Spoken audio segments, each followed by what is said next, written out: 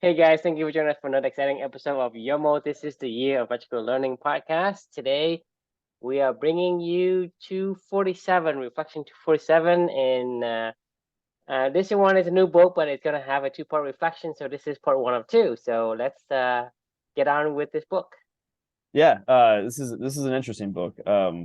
I've had a fascination with pain, for the past few years, and understanding it more and embracing it and learning from it, and yeah, I'm just understanding how other people have dealt with it, have have learned from it, things like that. So it's been something that I personally have been we talk about like the atomic bombs and things like that. So like these are things that are like personal exploratory topics for myself. And Mm-hmm. this particular book actually, it's a book called Dreamland. It's a book about the opioid epidemics, the true tale of America's opioid epidemic by the author Sam Quinones, I think is how you pronounce his last name. And it's like from start to finish, like he lays out a pretty thorough timeline of how we got to where we got to today and the mess that we're in, with the current opioid epidemic. Because we've had many opioid epidemics in many different places and many different times, in many different areas of the world. It's opioid. I don't know when humanity is going to learn that opioids are addictive. I don't care what form it is. Like they're anyway. I'll get to that in the reflection in a second. But this book actually has a unique history with me. When I worked at the company I worked at before Salesforce, there was this company called HC1.com, and we were a healthcare CRM and analytics provider. At one point in time, the my last like year that I was there, we as a company partnered up with this company called Appriss Health. Appriss Health does this thing called the PDMP, the Prescription Drug Monitoring Program. And we we worked with a lot of diagnostic medical laboratories. So we did a lot of toxicology reports.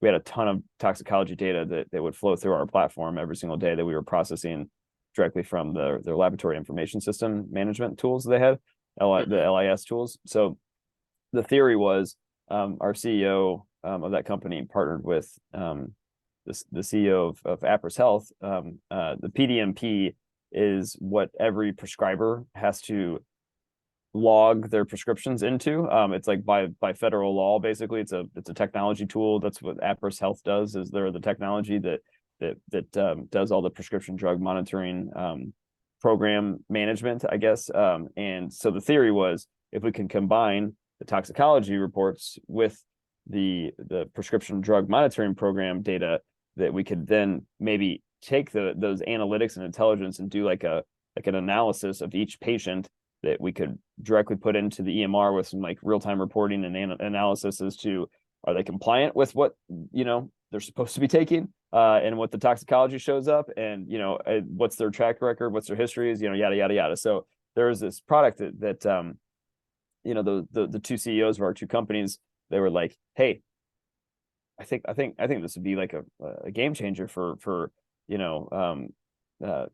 physicians, to be able to have some real time visibility into, like, is somebody compliant or not compliant? Are they, is the drugs in their system supposed to be in their system? If not, like, how do we flag this? How do we bring this up to people's attention? How do we marry all these things together so you could always in real time be able to check the history? So those two CEOs got together and they signed a partnership, and then they decided to go to market with a joint product that we were going to build from scratch, to take some of our technology and take some of their technology and build it together, right? So our CEO asked me to go. The product wasn't even built. He was like, we signed the partnership and we had the idea, and our two technology teams started to get together, and then he asked me to go run the whole go-to-market launch on it. So like all the marketing, all the collateral that we would need, all the subject matter expert interviews, understanding where this fits in the market, what messaging are we going to go to market with, and then go sell it, right? And then at the same time manage the partnership. So that was my job. One of the first companies that I got engaged in a sales cycle with, as before the product was even done, was this company down. It was a toxicology lab down in Alabama, And you know, a lot of this stuff was about opioids, right? Like a lot of the especially in the tox world, right? Was the prescription drug monitoring program. Like that was what a lot of this was about, honestly. And that was why it was invented, the PDMP. And this company down in Alabama was a tox lab. They immediately, I ended up talking to them, and they were like, we have been trying to get this PDMP data for forever, like, and Appriss will not make it open source, you know. So they're like, we want this product like bad, you know. And I'm like, okay. So the COO of this company, his name's Brandon. He and I talked, I feel like, every day for like forever. For like 6 months as we were going to market with this whole entire thing. And he is one of the nicest guys I think I've ever met. And he came up to Indianapolis to come visit me, and just, you know, wanted to introduce himself because he was so excited about this product that we were all trying to put together and how they could leverage it potentially to do some damage to the world, you know, in terms of like combating this opioid epidemic. And he actually brought this book as one of the things that he brought with him was Dreamland. And he was like, if you want to know what the opioid epidemic is really about, like, you know, here, read this book, you know. And I was like, oh, that's so nice, Brandon. Like, you know, he gave me some T-shirts and stuff like that as well from like from their Tox Lab and other stuff. And I was like, that's really cool. And I kind of just chucked it into, you know, a book pile in my desk drawer at work, and was like, I never looked at it, right? And then as pain has been, you know, something I've been exploring, I came across this book again, and I was like, you know what? Let's you know, Brandon was like, this is a great book, you know, you have to read this book. And I was like, you know, all right, let's check it out, right? So I know this has nothing to do with the reflection, but it is kind of an interesting where I found this book initially, and how I know of it in general, and kind of how it relates into this whole journey, I guess. So that was why I decided to read it. It was a really good book. It was such the opioid epidemic is such a mess. I mean, it is insane how we got to where we got to, and all the different moving parts and players, and this whole entire like crazy ass, you know, fiasco that is the current state of the opioid crisis in America. But that said, this particular reflection, this is a part 1 of 2, is embracing the pain and the treatment is you. So the opioids, I don't know. Do you know anything about opioids at all? Like, and how? No, Okay. so nothing.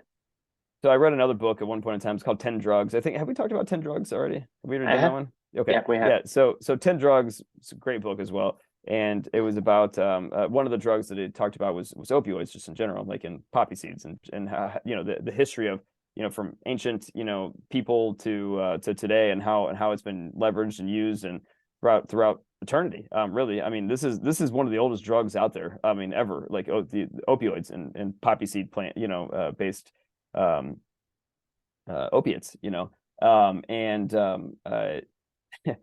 no matter what time and place in history, like I was saying, the one commonality that has always been and will always be with opioids is it is addictive, and it will always be addictive. That's because after reading this book, I am convinced opioids are not meant to manage day-to-day pain. They're not meant for that. What opioids are meant to do are like we talk about all the time. Everything has a purpose, right? Everything has a beaver must dam. Opioids have a place in this world, and they do have a place in this world for pain management. But opioids are to end life. Like, that is what opioids are for. It is to ease your pain at the end of your life, because they take away your life. I mean, that is what opioids will do. They are so addictive, but they are so powerful at the same time too. The only application, in my personal opinion, of opioids that is appropriate for humans is at the end of life, in extreme situations when somebody's in extreme pain, right? Because they will take away that pain. And it makes me go back to immediately into the NICU with my daughter, right? Like the last few days of, I mean, you remember reading in the book, like the last few days of her life. I mean, she was in immense pain. I mean, like immense pain. And I know she couldn't talk, and I know she couldn't tell us, but I could see it. Everybody could see it. Like, and you know, it hurt to watch. It hurts to even think about how much pain that she was in. She couldn't pee. Her body was bloated and swelling. Her blood pressures were all over the place. Her lungs were not breathing well. You know, like, I mean, she was in some serious immense pain. Her kidneys were failing, and the only time that she ever had in her last few days of life here in this world was any amount of relief was when she had a morphine drip at a certain point in time, but then they would give her an extra bit of fentanyl, every 2 hours. That's kind of like the maximum they could give, and you would immediately see her body just relax, her breathing relax, like her pain go away, and like for like that tiny little instant of time in those last few days, I remember feeling just relief, like, of like, oh my God, my daughter's not like suffering. But as soon as that would wear off, you could see it. It was like, an hour later or whatever it was, and it was like clockwork at that point in time, and it would all the vitals would start going all over the place, or you could see her visibly get more discomfort and just more discomfort, and then we would be able to give her the next little shot of fentanyl or something like that, and which is the most powerful opioid that's out there, and it would ease her pain, and so like I am not opposed to opiates, right? Like that's not what I'm saying at all, but what I am getting to is they're not for everyday use.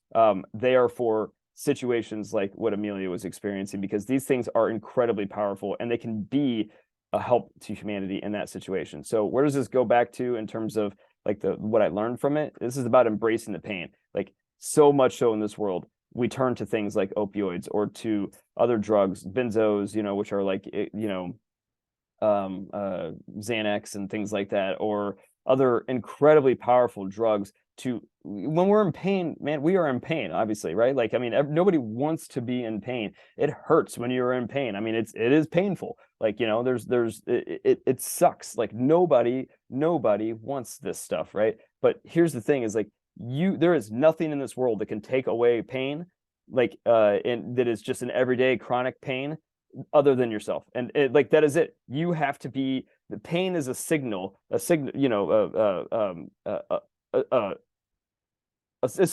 from your body and your mind to tell you something is not right here. You need to start questioning. You need to start exploring. You need to find a way to go to go back to harmony and balance and whatever else, right? Like that is what pain signifies, and it should signify. It does not signify numb it away, because if you do, like, and you use things like this, and there's nothing in this world, in my personal opinion, that can take away anybody's pain that is a chronic everyday pain than just yourself and hard work and questioning and curiosity and trying to get your way back into this world. Otherwise, you end up in situations like this in the opioid epidemic where people are in pain everywhere. Like, I mean, I get it. Like, I mean, I know what pain feels like. I mean, this is what this whole journey is about, right?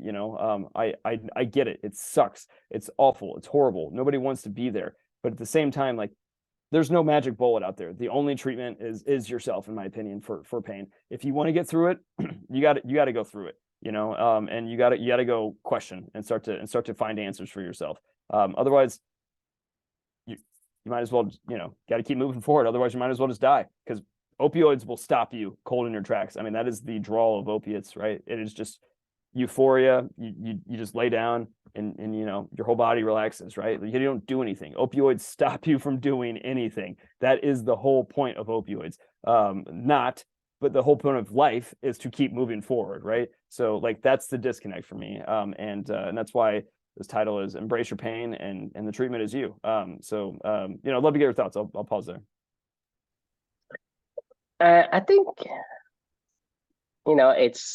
it's logical when you look at pain in the way that you describe, as like your pain is essentially your signals your body is giving you to say, hey, if you going down this path, that path, it is not the right path for you. It's signaling you to say, I am protecting you from fatal critical conditions. Right. And that's why pain exists. The pain, it is your protector. It protects you. It tells you, don't do this, right? This is too much. Right. And if you continue to do that, you may not survive. Chances for you to survive isn't going to be good. And this is what they're telling you. Is say, hey, just for example, if I put my hand on a hot stove, right? What happens if I don't feel pain? My hand will not be there no more. Right. In the next 15 seconds, my hand will not survive. It has to be amputated because it's, I mean, I burned my hand. I mean, I Right. burned my hand to the point where there's no salvaging it. So that's your pain is your protector. It guards you from death, and that's what it is. But it has a divergent, because the thing is, we are designed to feel pain and to run away from pain. Because if I put my hand on the stove, I feel pain, I'm gonna take it out. That's the design, Right. right? But but the thing is, and if you have something that can remove the pain, remove the signal of the pain, and not removing the danger, that essentially is, like you say, it's not Death only is sentence. a pain, it's a painkiller, but it's a person killer. I mean, it It's a kills you person killer. because Yes. That's right, because the thing is, if you, I mean, like I say, if I were to lay on a hot stove, right, how long do you think I'm gonna be alive for? I mean, if you took away all your pain, like, and you just sat there, I mean, I don't know, a couple hours, Yes, maybe an because hour, like an hour, 30 minutes, 20 minutes. I don't know. I mean, no, probably not. 5 minutes. On a I don't hot know. stove, probably Yeah. 5 minutes, Sure. less Five than five minutes. Yeah. minutes. Yeah. Because Right. the I thing know. is, you put a hand on the stove for like a fraction of a second, and you touch it and you yank it out, Right. right? Yeah. You get like first degree burn, okay? And that, I mean, that stove is not so hot. Imagine you live there for 2 seconds. Your whole hand is completely burned to the beyond third degree. Right.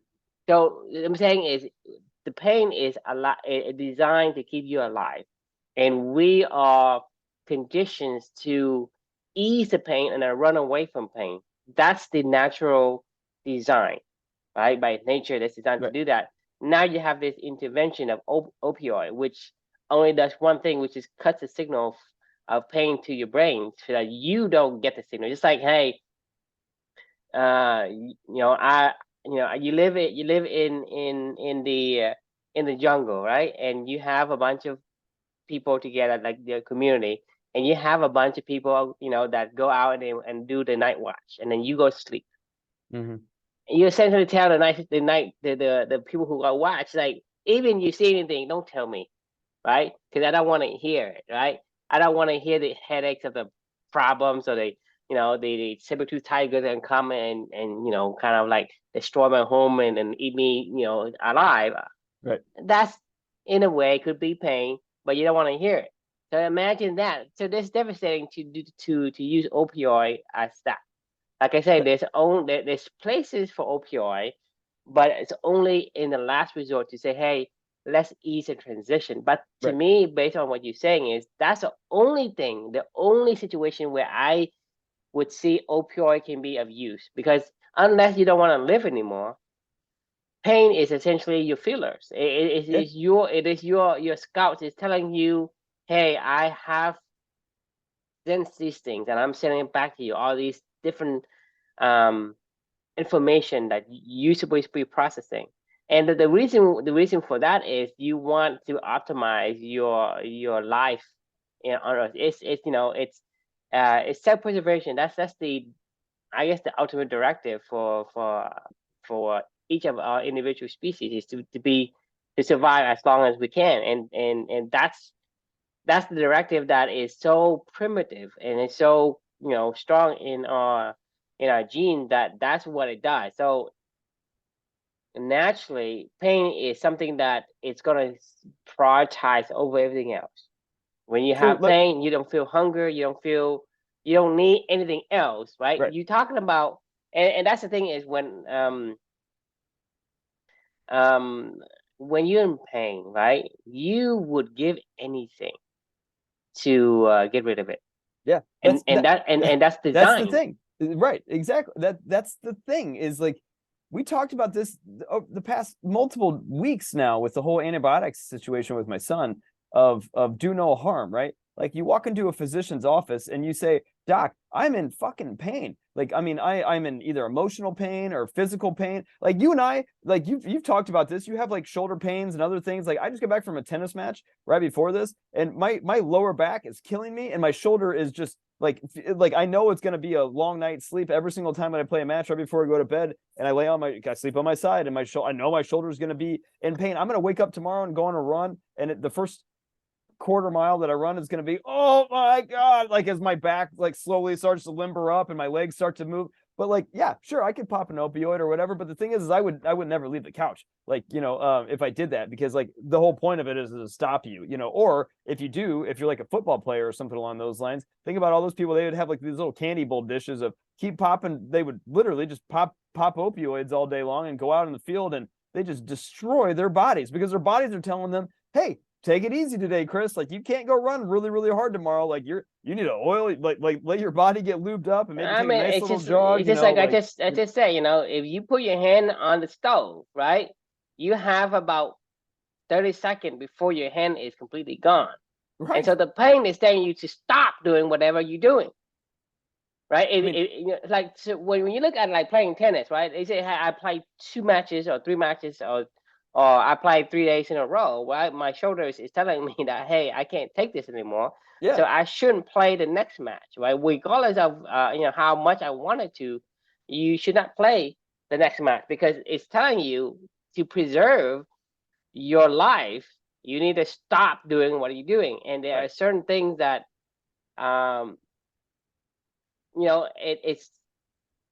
it changes faster, right? For example, like the hot stove, it changes. I mean, it kills you faster than playing tennis, like a football player. Like let's say a football player, if you pop opioid, right, you probably can only last another season, because the thing is you're not gonna last long, Look at because Brett Favre. You remember if him you, with his opioid addiction? I He had, mean, all these players that when they took opioid, right, they cannot last long because eventually, it's addictive. whatever they didn't feel, it was a fatal.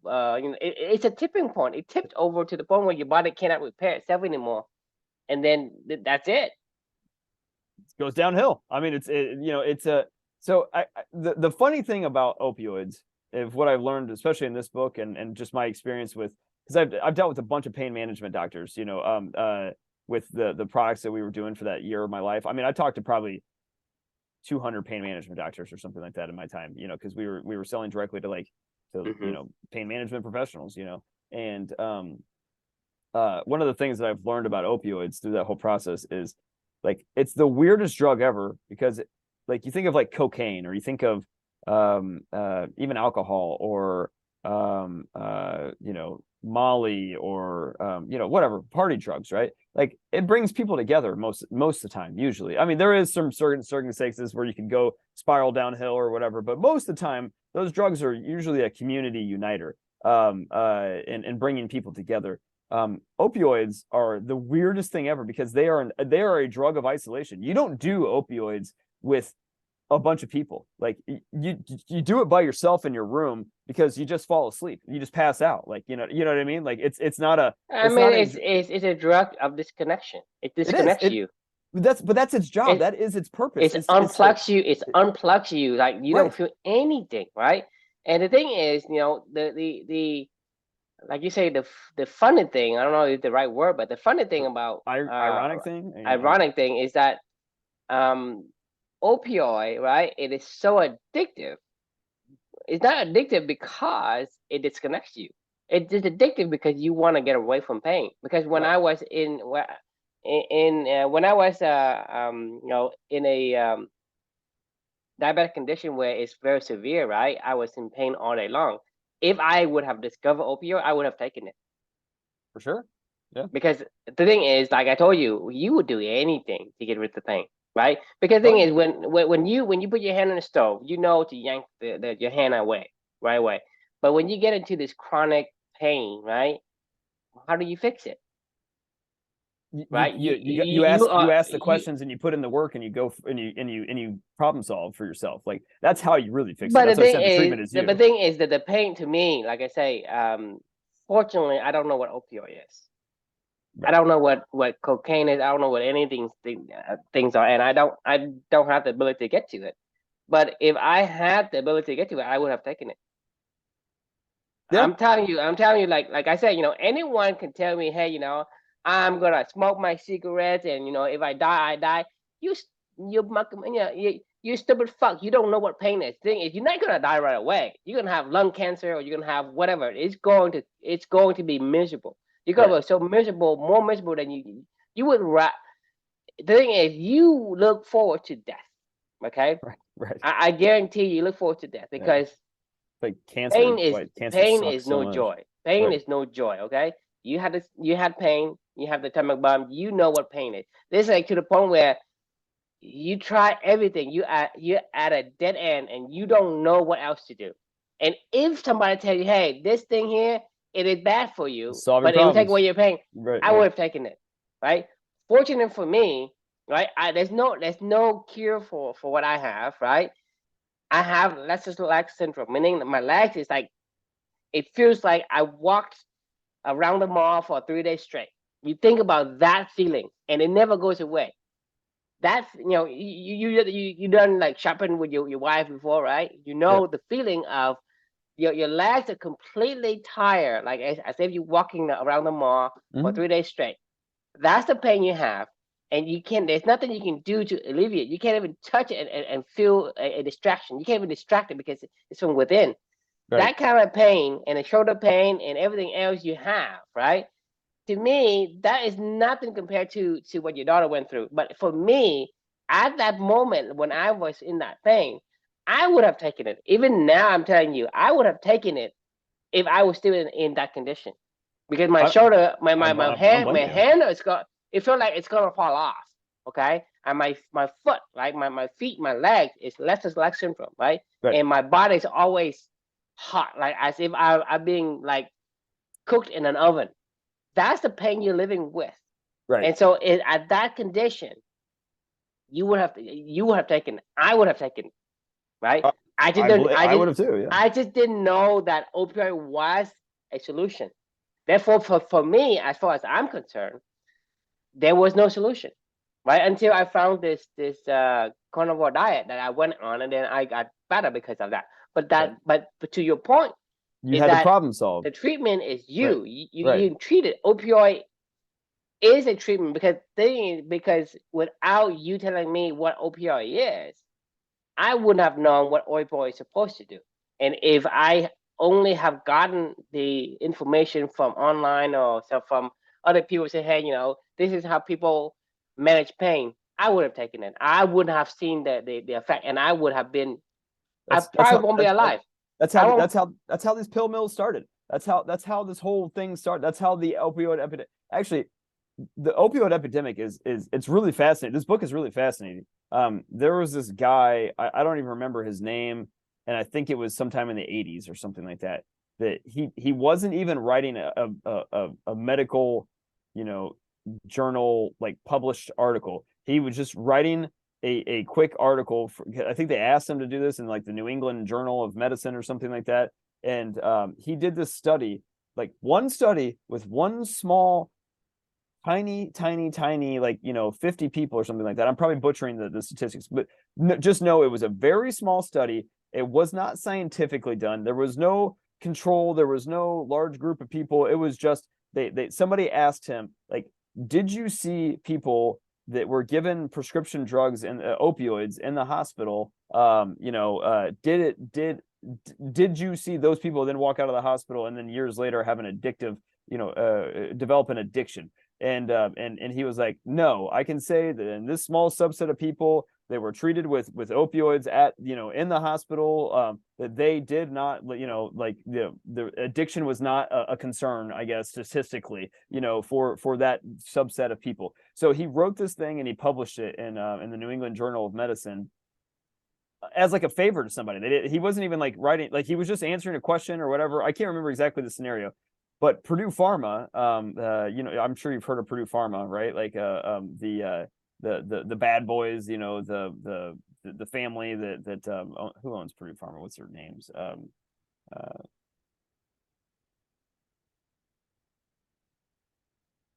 you'll know them. The Sacklers. I can't believe I didn't remember them because they were all about this book. The Sackler family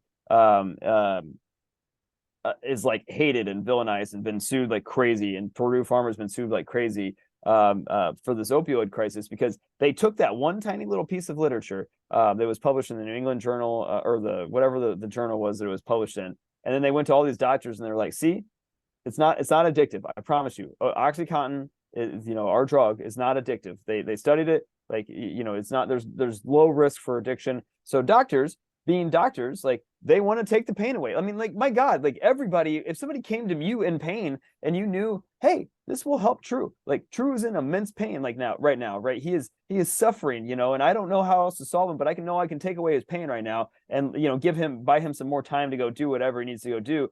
These doctors were convinced by these sales reps that hey, this isn't addictive, right? We finally cracked the code of making opioids not addictive. It's time released. It's blah blah blah. It's all this other stuff. It's not. To me, the thing is, you're not addicted to opioid. You're addicted to the berry of the pain. It's not. It's not the opioid. It is the right. Is it the act of running away from your pain? That is what you're addicted to. If you give me one opioid pill and I know what opioid does, I will be addicted to it. Just one pill. You don't need more than that. The reason why I'm not addicted to it, because if you give me something and I don't know what it is, like, oh, something happened. I didn't like, oh yeah, I took this pill and this pill took away my pain. If I would take just one pill and I understood what opioid does for me, I will be addicted right away. It doesn't have to be more than that. The thing is, most people say, well, I'm not addicted because I don't know what the doctor gave me. I don't know what it is. So it's not like, okay, I can pinpoint what it is and go look for it. So you can't be addicted to something you don't know. You're not addicted to the drug. You're addicted to burying the pain. You have the ability to basically magically bury the pain. I mean, you just disconnect from reality. That's essentially the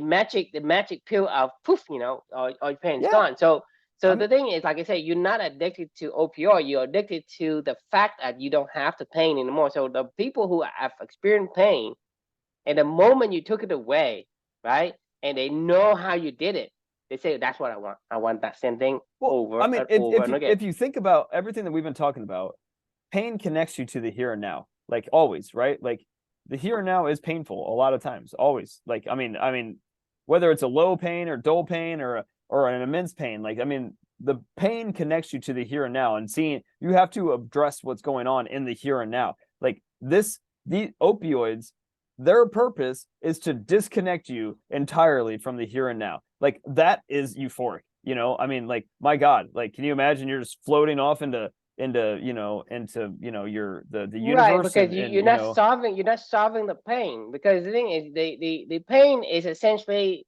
the pain isn't a danger, okay? The thing that triggers the signal of the pain is a danger. I put my hand on the stove. It's not my pain that's going to kill me, but the heat on the stove is what kills me. I mean, your diabetes is what was causing you pain. It was what you're exactly. Eating. It's how your it's just body like it's like this, when I'm on when you're on a computer, right, and you type blah blah blah, right, and the computer is frozen. What do? You punch the fucking monitor. The fucking monitor is working perfectly. It shows you exactly what happens, right? But if the monitor doesn't work, it goes black, right? Then you don't punch the monitor. But the moment the thing frozen, right, you punch the monitor. That's what I'm saying is you look at pain as this evil thing because it's the messenger. Right. You shoot the messenger because that's the evil thing. And the thing is, this isn't, because if you think about, like, let's say you have like a bunch of accidents, and you're gonna use like your deductive reasoning to find who's the bad guys, right? Every single time something bad happens, you see the same kind of people at the scene.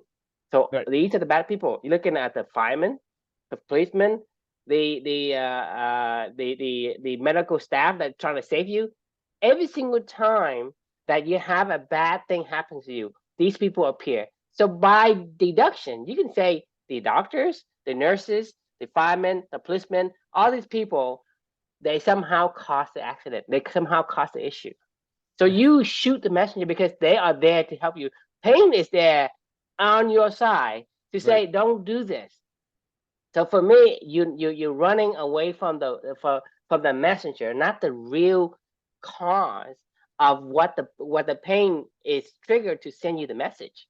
Right. Yeah. So when you say, hey, I let me shoot the messenger so that I don't feel the pain. So if somebody comes to me and say, hey, we're under attack, and you shoot the messenger saying, hey, I don't want to hear it.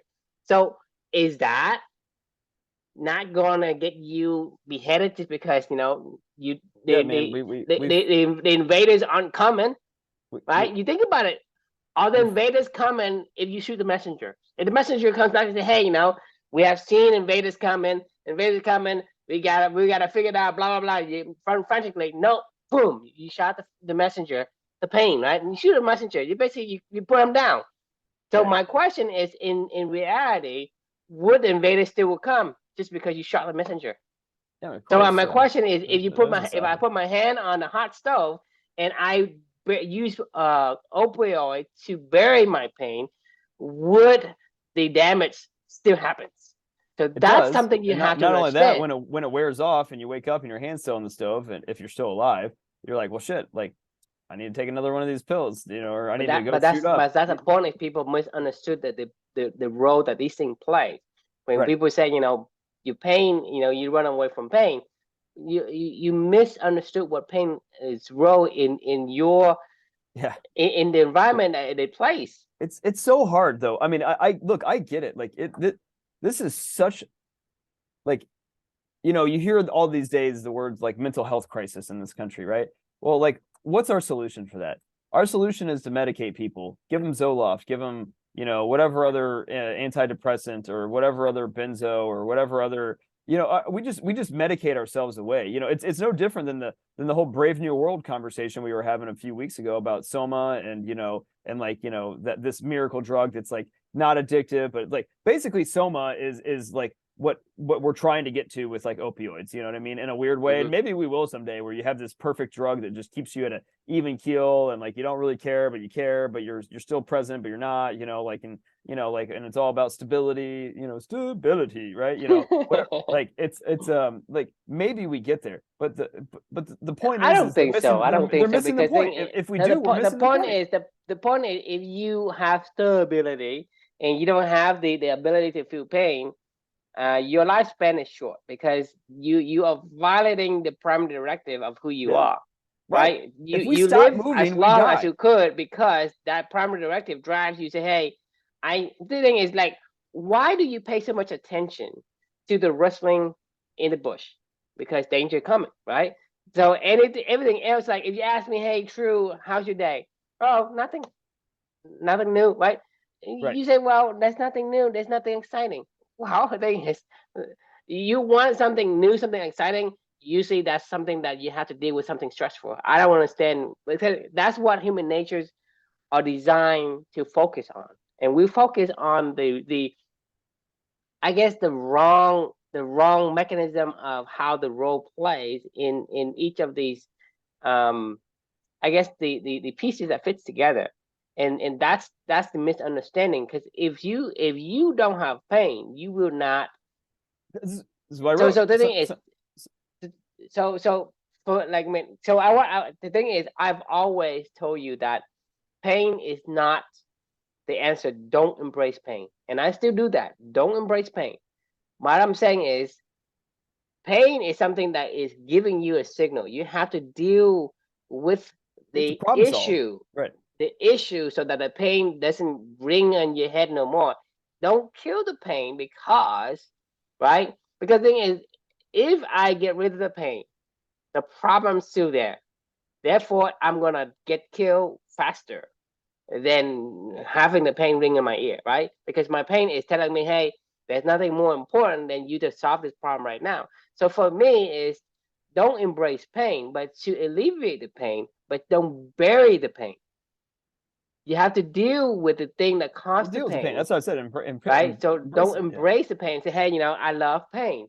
Don't do that. That's Oh stupid. yeah, well, that's not what I mean by embrace. But I yeah, know, I I know. get what I you're just saying. I want to correct I mean, you gotta the problem solve your pain away. Like I sometimes when I it's write cause things, and like effect. Cause and effect, right? You don't shoot the messenger. The messenger is just basically relaying the root cause of whatever it is. So you have to go and say, okay, because I put my hand in the stove and it's causing me pain, I should not. I should embrace pain and leave my hand there, right? That's one scenario. I should bear the pain and then don't register the pain and just leave my hand there. In both scenario, in both options, you still would die. Okay. yeah, So the thing is, as a primary directive, is you want to preserve your life. You're gonna say, well, because the pain tells me this stove is hot and it's causing me great pain, I need to resolve that problem pronto, right? Meaning, like, I need to take my hand away from the stove, great. right? You don't have time to And, think. Like you gotta act. Like I mean that this is what sometimes I write stuff that's good. Like and it's rare, but sometimes I write stuff that's good. When I was reading my own reflection, I read this line and I was like, when we ignore pain and every day pain, and we medicate it away, we like just stop moving forward. And when we stop moving forward, we die. Like that's it. Like like if we do not continue to problem solve and move forward and embrace what whatever is in our way, like you smoke yeah, your you last don't cigarette, ignore the pain. you You have to alleviate the pain. Don't right. ignore the pain, because that's the wrong. That's, I think it's hard. It's confusing because of the word that gets in the way. You don't, because the pain is your priority problem that needs to solve. Whatever caused the pain need to be solved. It's not the pain. The pain isn't the problem. Okay, Right. like for me, when I have diabetes, my pain wasn't the problem. My diabetes was. Okay, Chronic so pain is a it's signal. it's a signal. It's a Right. messenger. You don't shoot the messenger. You, and the thing is, for the longest time, right? I don't look at the diabetes as the enemy. I look at pain as the enemy. All right? So it's not like I understand what it is. I lived through so many years of it, and I didn't even know. Because the thing is, without the understanding I have today, I would have been addicted to opioid if somebody had introduced it to me by accident or by whatever. I would have been addicted to opioid and I would not be here today, because People, yeah. I mean, okay, sorry. Go ahead. Yeah. it's a lack of understanding. But for me, like, now that I know about opioid and I know about what we do today and the pain, I wouldn't take opioid, even though I know that's going to take away my pain. As and that's the last resort. Meaning, like, you ease your way into the next the next phase of your life, which is death, right? Right. So opioid is the end, right? If you understand It that, is. then you avoid It that at stops all things. costs. Because if you want, like I say, if you were to say, well, I don't feel any pain, you put your hand on the stove, would you die, even though you feel no pain? Yeah, Thing of is, course. answer that question. That will answer your own question of whether I should take opioid. So my as you know, I'm a celiac, right? So that means I can't eat wheat, barley, or rye. And I went through a lot of pain discovering that. Um, People often ask me when they find that out the first time, or we're at a dinner together or something like that, or it's like a work event or whatever. A lot of people have asked me in my life, if they invented a pill to like let you eat gluten, would you do it? And early on, I would have been like, yeah, please God, like I mean, it takes away if I could just pop a pill and be able to eat whatever I wanted to eat, like I mean, yeah, I can't wait to eat pizza or pasta or whatever. As time has gone on, though, I mean, because it's a similar situation. It's like my body doesn't react well to gluten. Like I don't think you could change that. Well, you can say the same thing is, if somebody invented a pill for you to eat rocks, like as eat ice, would you eat it? Would you take the pill? If somebody were to invent a No, pill and allow you to eat dirt as if it's chocolate, would you eat it? Would you take the pill? That's the same question. I mean, the thing it is, is. the thing is, you masquerade these things, right? Wheat or whatever, right? There's a reason why a lot of people are they have celiac. A lot of people have celiac. I mean, gluten becomes a, I mean, a epidemic now.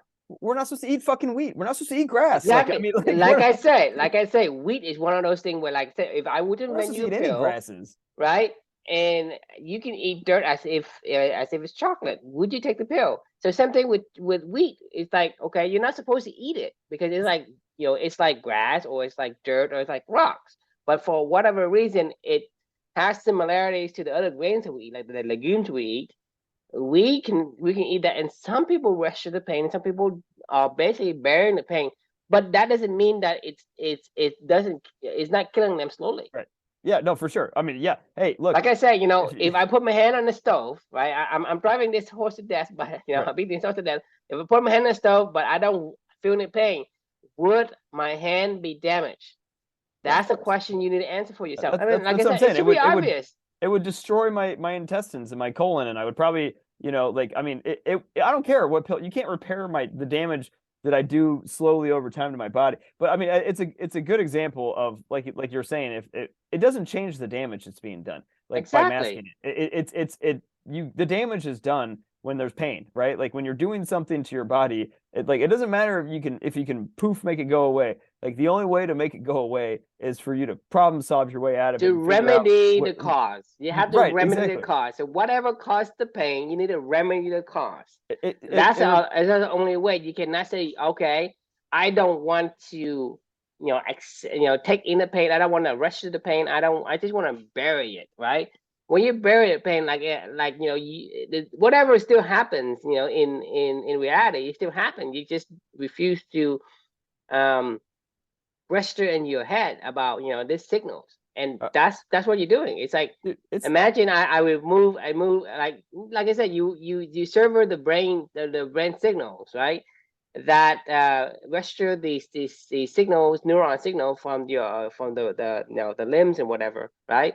You can do that. And opioid does the same thing. It goes in and blocks it, and so all the signal comes, it being like filtered out, so the brain doesn't even know that, hey, there's something danger happening to me right now. There's nothing for me to do. So it right. sits there and do la la la. I don't have anything to do. Blah blah blah. Right. But the thing is, your hands, your limbs, or whatever is in danger. It is going to die just because you did not remedy the root cause of what the signal is telling. The signal is Yeah, your protector. It protects you by telling you need something's to wrong. remedy. Right. Yeah, You need to something's remedy. like Something's right. wrong. Don't continue to do that. And the thing is, because of some of these chronic illness, it becomes a gradual increase. Like this gluten, for example, is a gradual increase, right? Your body is able It's to a kind slow of, build. Yeah. Yeah. it has its ability to Yeah. bend a little bit, It compounds. It's a compound but effect. eventually Yeah. it could not handle it. Yeah. And it's just like, you go to, let's say you go swimming and you swallow some water, right? It's not the chlorine water, like, okay, you're not gonna die, but imagine you keep doing it.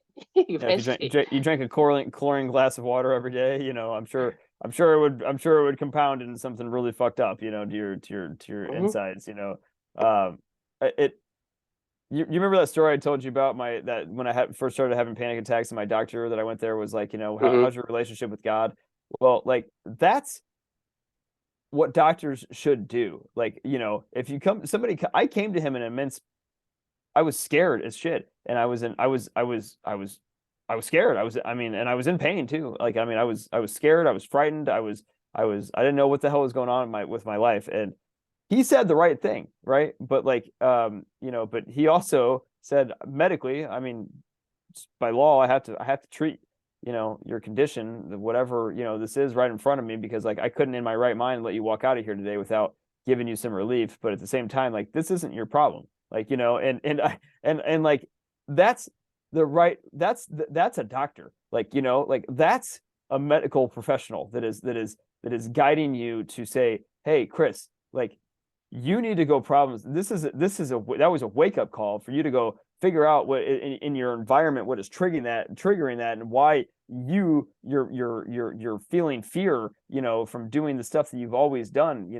Like you need to go figure that out. But like any other doctor, he could have just said, he told me, he goes, here's your benzos, here's your Xanax, basically.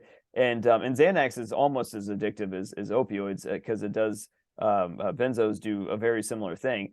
And I'll tell you, whenever I would take a Xanax, like I was like, I don't give a fuck, you know. Like I mean, people, you know, I walked right back into that environment, and I was like, ah, bring it Yeah, on, you know. you just But disconnect it. like, You know, there's yeah, nothing is signaling your brains anymore, and so basically it I hated how I felt. alleviate the feelings of this whatever feeling that you have, and the I hated it. addiction isn't the drug itself. The addiction is the not feeling the pain. Yeah, Like I told you, like when I was in pain, I would do anything. If you tell me to take opioid, I'll take opioid. You tell me to eat bricks, I'll eat bricks, right? right. Because you do anything, and the desire to alleviate the pain, it is so dominant in Yeah, our genes that we need to do that. But the lesson of this reflection is you have to do it the right way. right. There are there are ways that you can do that, but it's not the right way. There's no magic pill. The only way that you can alleviate the pain naturally for good is you have to remedy the cause. Right. What is the cause? The pain is in the cause. The pain is just a messenger. You don't shoot the messenger. What is the cause? If the cause is my hand is on the stove, I take it away from the stove and I need to remedy that. If the cause is I have diabetes, then I need to figure out what causes the diabetes. The problem is that people say diabetes is incurable.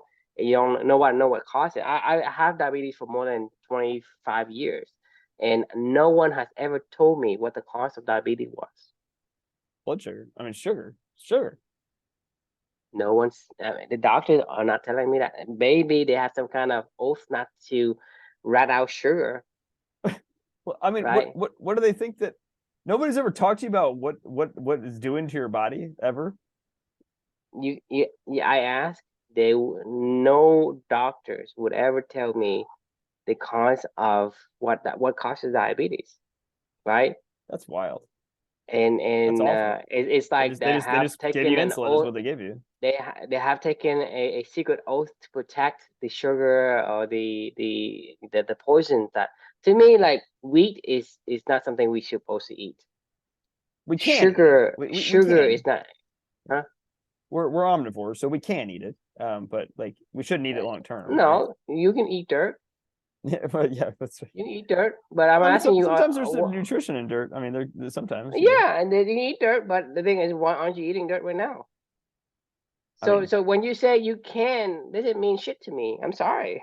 if your dirt tastes like chocolate, and that was all I, had to I eat, mean, I'd eat your dirt chocolate. You know. I mean, the thing is, wheat and whatnot is basically We don't a eat wheat. fillers, right? And then everything else is like seasonings that makes Well, it taste. The wheat, but so to me, like we don't having eat the wheat. ability, Like we don't eat wheat. you're supposed to eat. We eat super refined, processed. We like nobody's It's out there no eating longer wheat. wheat. Yeah, like For one is if you eat wheat, you probably won't survive. It's poisonous to you. right, And then and you it's eat disgusting. and you eat this refined multiple times refined to something that's no longer resemble wheat at all. I mean, the Right, wheat, it's like you bleach the wheat so it's become white flour, and then white flour you put it into um bread or mixture, whatever, and you eggs mix it and with some yeah, eggs, and you mix right, it with like milk and butter, and you put it in. So you're not really eating anything that is resemble wheat, right? And no, so whatever is still underlining in the wheat, the property of wheat is still there. You just don't taste it. okay, And so wheat is not something you're supposed to eat. right. Neither is sugar. You're not supposed to eat sugar. Well, that's not true. Sugar is straight fire, and fuel for your body. I mean, like we absolutely need sugar. Because if you're on a hunt and you see a berry, Okay, get a little bit of okay. sugar and you keep running. You know what I mean? Like, I mean, we definitely Yeah. need sugar. Well, You can't sustain off of fat well, alone. you can say I definitely need opioid. I mean, I No. can say. We don't I mean, definitely need opioids. Like, we no, definitely need. you say we definitely need sugar. What is sugar? It's a fuel source for us to move. Yeah, but We the have thing two. is, We have either fat or sugar. That's it. we have so you have three macronutrients, right? You have the carbs. Yeah, but those are sugar. Okay. No. We have carbs, we have protein, and we have fat. Carbs are not sugar. Okay. Sugar is straight sugar. Carb can turn to sugar, but it's Yeah, not but sugar. It's like the thing is people well, misunderstand. hang on. A berry is straight sugar. Yeah, it is. If you eat a piece of Berry's fruit, not straight sugar. it's all Berry it, has the berry has fibers. okay, it's not straight. Okay, it has So like an apple. An apple is filled with sugar. so okay. What's the difference between a little fire and an atomic bomb? I don't know. It's the I same guess thing. It's big all fire. explosion. It's Right. all heat. It's all energy, right? Sure. Sugar is that because even I eating the know. berries, right? It is inside of this fiber. You have to actually wring it out for it to come out. It doesn't go. It comes out right like you have a blast. That's what you do when you eat sugar because then, especially if we find sugar, because it goes there and boom. I know. I mean, Gets you. You gotta go on a run. no. Like Okay, go get some sugar here. even if you modify your car with nitrous oxide, right? You release them. You not release the whole thing at once. You still got to like in the egg farm to go right. Okay, hang on. Imagine you go and you give all at once. It got kaboom. That's Time the out. Time out. point. Okay, you look like yes, berry has sugar, but it has fiber. You can't just take all the sugar out and use it at once. It has to kind of work with it to get it out. That's fair. Okay, but hang on. Let's pump the brakes on this conversation because like I know we have omnivore's dilemma in the future, and I know we have the sacred cow and the complete guide to fasting. We got plenty of time to talk about Did we do sacred cow sugars before? maybe Did we do have. sacred? Yeah, we did. Yeah, we already did sacred cow. But we got plenty more to come in terms of exploring food and fuel. So let's it's 11 o'clock. Let's go ahead and we'll Put put a a pin pin in on this it. one. Yeah. Yeah. So for me, it's like you need to find you need to remedial the pain and not bury it, right? You're supposed to stay away from pain. Don't go and say, "Hey, I have no pain today. I should go and get some pain." That's not what we're saying here, okay? So we're not Oh saying yeah, go not at find all. pain, embrace No, pain, no. I say, hey, stay away from pain. But if If you there's can. pain, it's a messenger. It is on your side. So Right. you need to remediate the cause because that is the great way to do it. And the only way for you to do that is you have to figure out what it is that causes the pain. So the treatment is you. It is, Right. I agree, it's correct. Awesome. I agree. I totally agree. I don't want anybody to be in pain. Nobody wants to be in pain. But if you find yourself in pain, I agree with you. That's it. Is you got to problem solve your way through it. And that's it. There is no magic bean. There is no elixir out there, like that's gonna solve your problem. Even benign things like Advil or Tylenol or whatever, like that doesn't solve the problem. I personally take way too much ibuprofen. My body's in pain all the time as I work out all the time. I'm never going to take like an opioid, but I'd certainly take my fair share of ibuprofen, and I know I shouldn't because I shouldn't wake up feeling like shit every day. You know what I mean? In terms of like my body hurting and everything. Because Like it allows you to continue to put your body in harm's way if you continue to take the pill. It's like, okay, I play tennis and I overexert myself. I'm taking ibuprofen. So next time you play the same way. But right. if you don't have the ability to take an Tylenol or whatever, you say, well, the first time was too much painful. I don't want to go into this pain again and be suffering again. So Right. that it is supposed to help you. If you take the pain, you continue to put your body into the stressful situation where it can't recover anymore. You know what? You know what I'm gonna do for my next monthly challenge in June? I'm gonna go a month without any ibuprofen because, like, I probably take ibuprofen every day. Like if like at least 2 pills. What's that? Still, like today? What do you mean still? Yeah, like every day. Yeah. Like I probably take at least 2 ibuprofens every single day. Just yeah. Yeah, that's something I would advise against.